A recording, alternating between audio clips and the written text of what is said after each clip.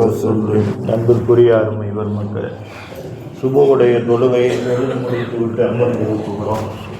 அல்லாஹ் தபாரக்கு வ தஆலா இந்த உலகத்தை படைத்து இந்த உலகத்திலே நம்மை படைத்திருக்கிறான். நாம் உலகத்தில் வாழ்ந்து கொண்டிருக்கிறோம். நாம் வாழக்கூடிய உலகத்திலும் சரி, நாம் செல்லக்கூடிய கபூருடைய வாழ்க்கை மகஷர் கியாமத்துடைய உலகத்திலும் சரி, நாம் எந்த தாயினுடைய வயிற்றிலே இருந்து வெளியேறினோமோ அந்த உலகத்திலும் சரி, என்ன தேவை என்றால் ஒன்றே ஒன்று தேவை. அன்பிற்குரியவர்களே, நாம் உலகத்தை பார்க்குகிறோம். ஒரு சில வீடுகளிலே எல்லாம் இருக்கும், ஆனால் நிம்மதி இருக்காது. ஒரு சில வீடுகளிலே எல்லாம் இருக்கும், சந்தோஷம் நிம்மதி இருக்காது. ஒரு சில வீடுகளிலே எதுவுமே இருக்காது. அன்றாட வாழ்க்கை நடத்துவதற்கு கூட கஷ்டமாக இருக்கும். ஆனால் அந்த வீட்டிலே பார்த்தால் அந்த வீட்டிலே இருக்கக்கூடிய கணவன் மனைவியுடைய முகத்திலே பரவசம் தெரியும். அன்பிற்குரியவர்கள், ஆகையினால் என்ன, பணத்தை கொண்டு என்ன செய்ய முடியாது, மனிதன் சந்தோஷத்தை அடைய முடியாது. பதவியை கொண்டு மனிதன் சந்தோஷத்தை அடைய முடியுமா என்றால் அடைய முடியாது. மாறாக என்ன செய்ய வேண்டும், ஒரு குடும்பம் சந்தோஷமாக வாழ வேண்டுமையானால், ஒரு குடும்பத்திற்கு பரக்கத்து என்ன செய்ய வேண்டுமையானால் கொட்ட தேவையில்லைங்க. அன்றாட தேவைக்கு யாரிடத்திலும் கையேந்தாமல் சாதாரணமாக சமாதானமாக சந்தோஷமாக பரக்கத்து வர வேண்டுமையானால் என்ன செய்யணும், அந்த குடும்பத்தில் ஒன்றே ஒன்று என்ன செய்யணும், சந்தோஷமானதாக இருக்க வேண்டும். அந்த குடும்பத்தில் ஒன்றே ஒன்று சிறப்பானதாக இருக்க வேண்டும். பெருமானார் ஸல்லல்லாஹு அலைஹி வஸல்லம் இடத்திலே ஜிப்ரீல் வந்து கேட்டார்கள், யா முஹம்மத், இந்த உலகத்தில் கொடுக்கப்பட்ட செல்வத்தில் எல்லாம் மிகச்சிறந்த செல்வம் எது என்று உங்களுக்கு தெரியுமா? பெருமானார் ஸல்லல்லாஹு அலைஹி வஸல்லம் அவர்கள் சொன்னார்கள், வல்லாஹி லா அதுரி, எனக்கு தெரியாது. எல்லா செல்வங்களும் சிறப்பானதுதான், ஆனால் எந்த செல்வத்தின் மூலமாக எல்லா செல்வமும் சிறப்பு பெறும் என்று உங்களுக்கு தெரியுமா? எல்லா செல்வமும் தொடர்படியாக வந்து கொண்டே இருக்கும். எல்லா செல்வமும் இருக்கதை விட கம்மியாகாமல் அதிகமாகி கொண்டே இருக்கும் என்று உங்களுக்கு தெரியுமா? அப்படிங்கிற பொழுது பெருமானார் சொன்னார்கள், நீங்கள் சொல்லுங்கள். அப்படிங்கிற ஜிப்ரீல் சொன்னார்கள், அல்லாஹ்வின் இடத்திலே சொல்லி அனுப்பினான். என்ன தெரியுமா? அதாவது எது இருந்தாலும் இல்லாவிட்டாலும் ஒரே ஒரு செல்வத்தை கொண்டு என்ன செய்யும், குடும்பம் நிம்மதியடையும். ஒரே ஒரு செல்வத்தை கொண்டு குழந்தை குட்டிகள் சந்தோஷம் பெறும். ஒரே ஒரு செல்வத்தை கொண்டு என்ன செய்யும், தொழில் பரக்கத்து வரும். அது என்ன செல்வம் என்று சொன்னால், ஒரு ஆணுக்கு மனைவி சாலிகான பெண்ணாக அமைவது என்ன, அதுதான் சிறப்பான செல்வம். ஒரு ஆணுக்கு ஒரு மனைவி, வரக்கூடிய மனைவி சிறப்பான பெண்ணாக அமைவார்களேயானால் என்ன, அதுதான் சிறந்த செல்வம். அந்த செல்வம் எந்த குடும்பத்தில் இருக்குகிறதோ, எந்த குடும்பத்துக்கு அமைகின்றதோ, எந்த ஆணுக்கு மனைவியாக அப்படியாக கொண்ட செல்வம் சாலிகான பெண் மனைவியாக வருகிறார்களோ அந்த குடும்பத்தில் என்ன செய்யும், நிம்மதி இருக்கும், அமைதி இருக்கும், சந்தோஷம் இருக்கும். அதே நேரத்தில் ஒரு கணவன் சரியா இல்லை, ஒரு மனைவி சந்தோஷமான பெண்ணாக இருப்பார்களேயானால், சாலிகான பெண்ணாக இருப்பார்களேயானால் உறுதியாக அந்த கணவன், அந்த ஆண் சாலிகானவனாகத்தான் இருப்பான். அந்த நேரத்தில் அவன் சரியில்லாமல் இருப்பானேயானால் அதற்கு காரணம் என்ன, அவன் செய்த முன்பாவங்கள் ஒரு தடையாக நின்று கொண்டிருக்கும் அவனை சாலிகாக ஆக்குவதற்கு. அதை எதன் மூலமாக சரி பண்ண முடியும் தெரியுமா? மனைவியுடைய துஆவின் மூலமாக சரி பண்ண முடியும். மனைவியினுடைய துஆவின் மூலமாக சரி பண்ண முடியும். அன்பிற்குரிய அருமை பெருமக்களே, ஸைனப் ரலியல்லாஹு தஆலா அன்ஹு அவர்களை அபுல் ஆஸுக்கு திருமணம் முடித்து கொடுக்குறாங்க ரசூலுல்லாஹ்.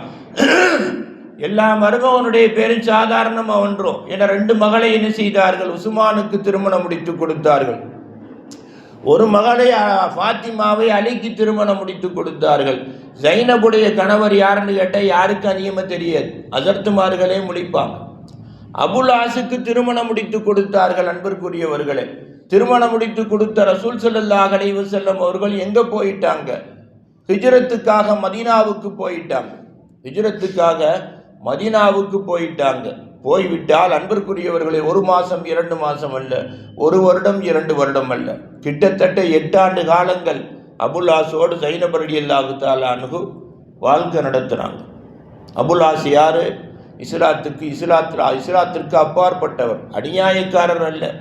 அக்கிரமக்காரரும் அல்ல. ஹதீஜா நாயகியுடைய சொந்த அக்காவுக்கு சொந்தமானவர் அவர். ஹதீஜா நாயகியுடைய சொந்த அக்காளுக்கு நெருக்கமானவர் அவர். வாழ்க்கை நடத்துகிறாங்க. பத்ரு போர்க்களத்திலே அபுல் ஆஸ் எங்கே போகிறாரு? பெருமானார் ஸல்லல்லாஹு அலைஹி வஸல்லத்துக்கு பெருமானாருடைய தலையை எடுப்பதற்காக அபுல் ஆஸ் எங்கே போகிறாரு? மாமனாவுடைய தலை எடுக்க மருமகன் போகிறார் பத்ருக்களத்தில். பத்ருக்களத்திலே போய் அன்பிற்குரியவர்கள் 70 பேர்கள் கைதியாக பிடிக்கப்படுறாங்க. பெரிய சரித்திரம், சுருக்கமாக சொல்லு. 70 பேர்கள் கைதியாக பிடிக்கப்படுறாங்க. பிடிக்கப்படுகிற பொழுது உமர் ரலியல்லாஹு தஆலா அன்ஹு சொல்கிறாங்க, 70 பேரையும் வெட்டணுங்கிறாங்க. அபூபக்கர் சொல்கிறாங்க, இஸ்லாமிய மார்க்கம் அதுவல்ல. இஸ்லாமிய மார்க்கம் வாளால் பரப்பப்பட்டதல்ல. இஸ்லாமிய மார்க்கம் பணத்தால் பரப்பப்பட்டதல்ல.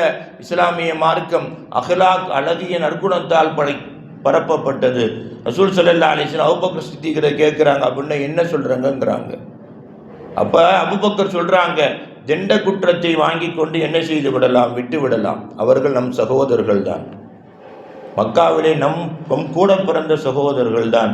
அவர்களுக்கு ஒரு துன்பம் ஏற்பட்டால் நமக்கு அந்த துன்பம், ஒரு முஸ்லீமுக்கு ஒரு மனிதன் நம்மோடு சேர்ந்தவர்கள், அவர்கள் நமக்கு ஈமானுடைய பாக்கியம் கிடைச்சிருச்சு, அவங்களுக்கு கிடைக்கல.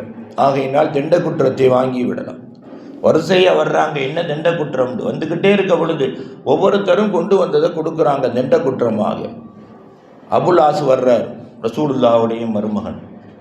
ரசூல் ஸல்லல்லாஹு அலைஹி வஸல்லம் பார்க்குறாங்க. பார்த்த உடனேயே அவர் என்ன செய்கிறாரு? தண்ட குற்றமாக எதை கொடுக்குகிறார்? ஒரு சங்கிலியை, தங்க சங்கிலியை கொடுக்கிறார். பெருமானார் ஸல்லல்லாஹு அலைஹி வஸல்லம் அவர்கள் கேட்கிறார்கள், இந்த சங்கிலியை நீங்கள் போருக்கு வரும்போது கொண்டு வந்தீங்களா? அப்போ அபுல் ஆஸ் சொல்கிறார், நான் கொண்டு வரலை, நான் கைதியாக்கப்பட்டு விட்டேன் என்று சொன்ன உடனே உங்களுடைய மகள் ஜைனப் ரலியல்லாஹு தஆலா அன்ஹு தண்ட குற்றமாக என்னுடைய சகோதரனிடத்திலே கொடுத்து அனுப்பினார்கள். பெருமானார் ஸல்லல்லாஹு அலைஹி வஸல்லம் கண்ணீர் வடிக்கிறாங்க. மகளுக்கு போட்ட சங்கிலி குற்றத்துக்காக பரிகாரமாக வந்துருச்சுன்னு வடிக்கலை. அது ஹதீஜா நாயகி போட்டிருந்த சங்கிலி. ஹதீஜா நாயகி கடைசியாக தன்னுடைய கழுத்திலே போட்டிருந்த சங்கிலி. அது ஒன்று தான் இருந்துச்சு, எல்லாத்தையும் சதக்கா கொடுத்துட்டாங்க. மக்காவுக்கே கோடீஸ்வர பெண்மணி எல்லாத்தையும் சதக்கா கொடுத்துட்டாங்க. கடைசியாக தன்னுடைய மகளுக்கு திருமணத்துக்கு அந்த ஒரு சங்கிலியை கலட்டி போட்டு திருமணம் முடிச்சு கொடுத்தாங்க. அது கைக்கு வந்துருச்சு.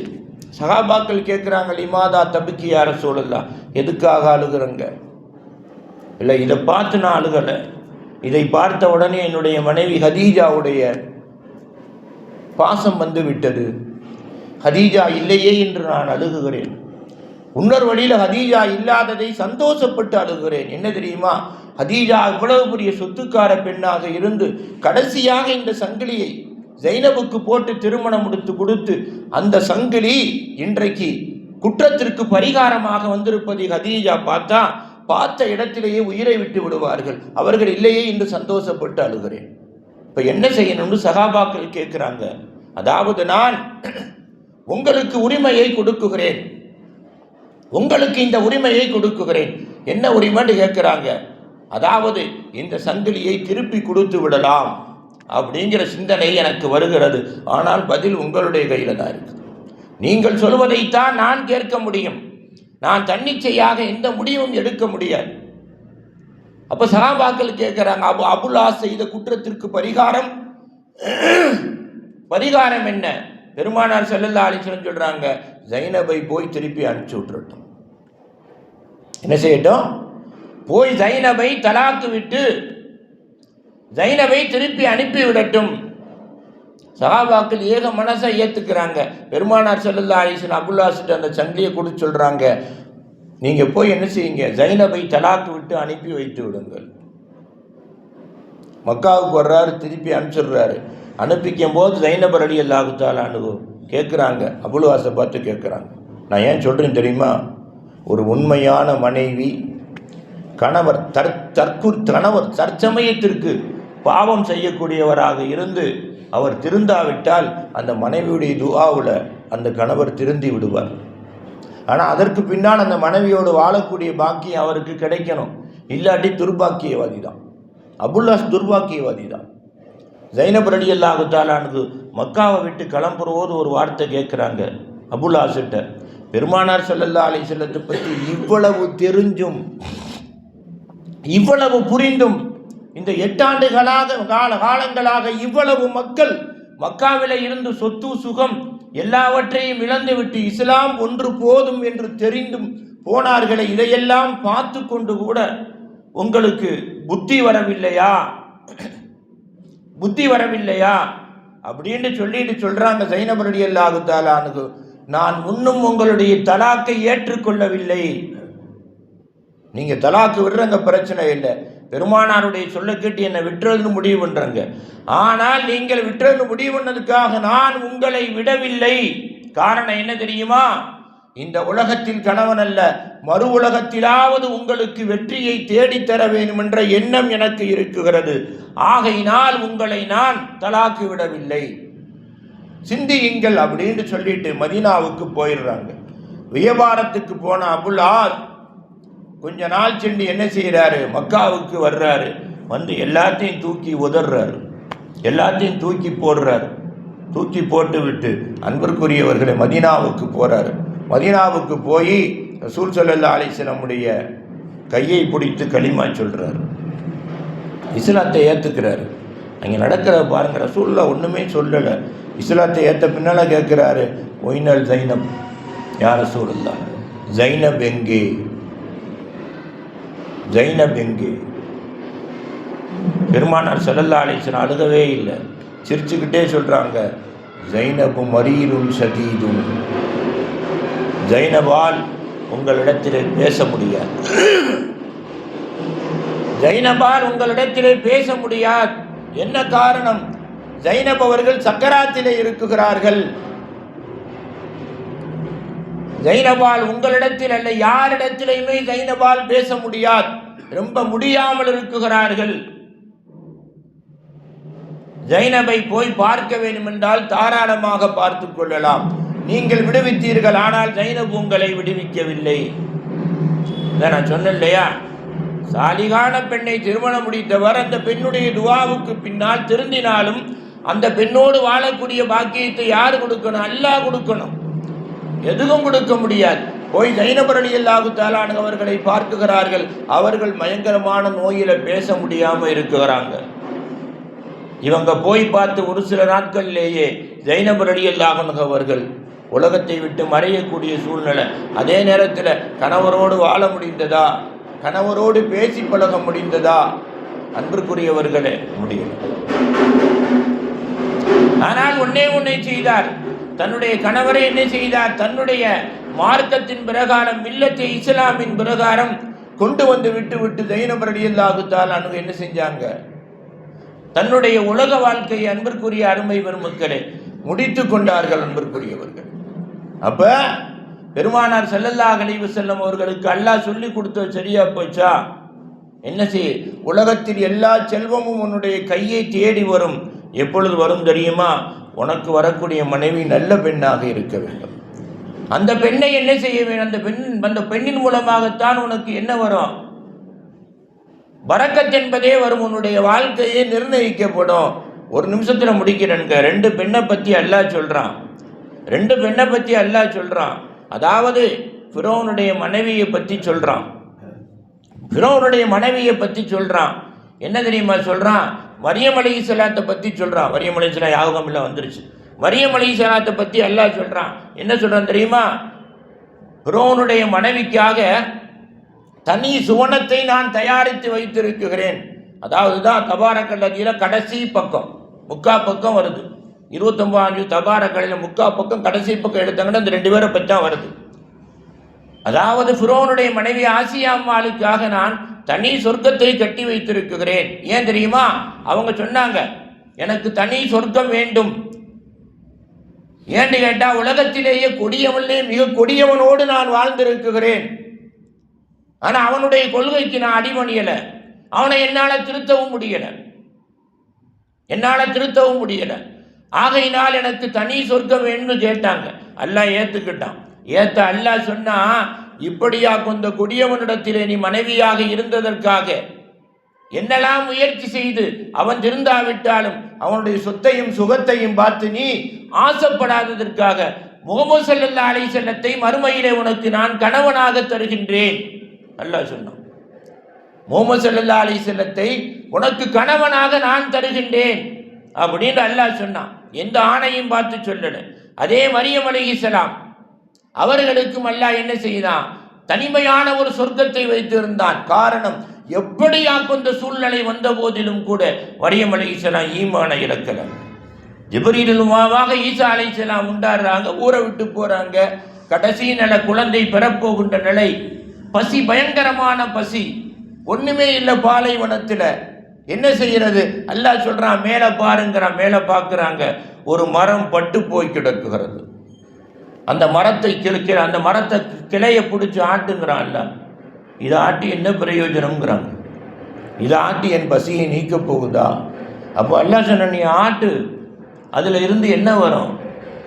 நீ எதிர்பார்க்காத பலமெல்லாம், நீ உலகத்தில் பார்க்காத பலமெல்லாம் வரும். ஆட்டு அந்த கிளையை, அந்த கிளையை பிடிச்சி ஆட்டுனாங்க. பழம் அப்படியே அவர்கள் கண் முன்னால் கொட்டியது. பழம் சுவனத்தில் இருந்து வந்துச்சா, மரத்திலிருந்து வந்துச்சா?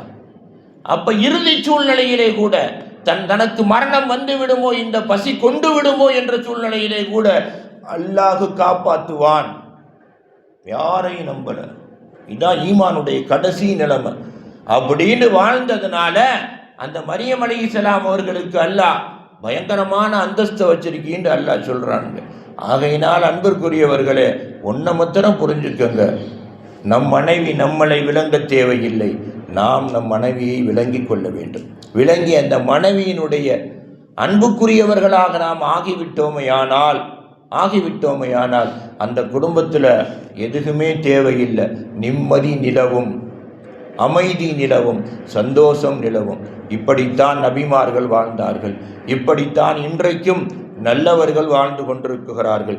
இதே வாழ்க்கை நம்மளுடைய நடைமுறையிலும் வறுமையானால் இந்த நாளல்ல, நம் வாழ்வில் சந்திக்கும் ஒவ்வொரு நாளும் இறைவசந்தம் நம்மளை தேடி வரும் என்பதிலே சந்தேகம் இல்லை.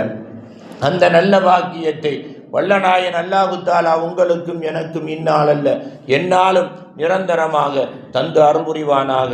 வாகிர தஅவானா அல்ஹம்துலில்லாஹி ரப்பில் ஆலமீன். அல்லாஹும்ம ரப்பனா ஆத்தினா ஃபித் துன்யா ஹஸனா وفي الآخرة حسنة وقنا عذاب النار وصلي على النبي سيدنا ونبينا مولانا محمد وعلى آله وصحبه أجمعين برحمتك يا أرحم الراحمين والحمد لله رب العالمين. सल्लल्लाहु अला मुहम्मद सल्लल्लाहु अलैहि वसल्लम, सल्लल्लाहु अला मुहम्मद सल्लल्लाहु अलैहि वसल्लम, सल्लल्लाहु अला मुहम्मद या रब्बी सल्ली अलैहि वसल्लम.